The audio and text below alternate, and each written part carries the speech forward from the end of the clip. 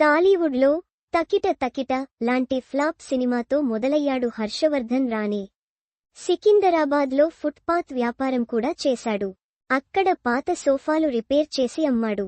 కార్పెంటర్గా పనిచేసి సంపాదించిన దాంతో జీవించానని తెలిపాడు. చాలా కష్టపడుతూనే సినిమాల్లో ట్రై చేశాడు. లక్కీగా తకిట తకిట రూపంలో నిర్మాతగా మారిన నటి భూమిక పెద్ద లిఫ్ట్ ఇచ్చారు.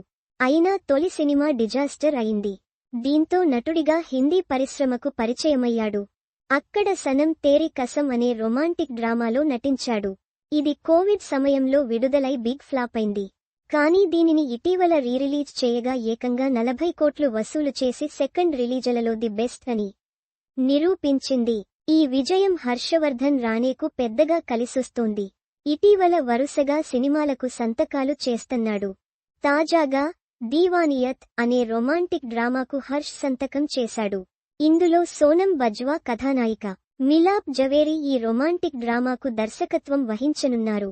అయితే స్వతహాగా మిలాప్ జవేరీ తన సొంత జానర్ వదిలేసి ఇప్పుడు కొత్త జానర్కి మారడంతో ఆయన ఆశించిన రేంజులో ఇతడిని ఆవిష్కరిస్తారా అన్నది చర్చగా మారింది. రానే ఇప్పుడు మరింతగా నిరూపించుకునే సమయం వచ్చింది.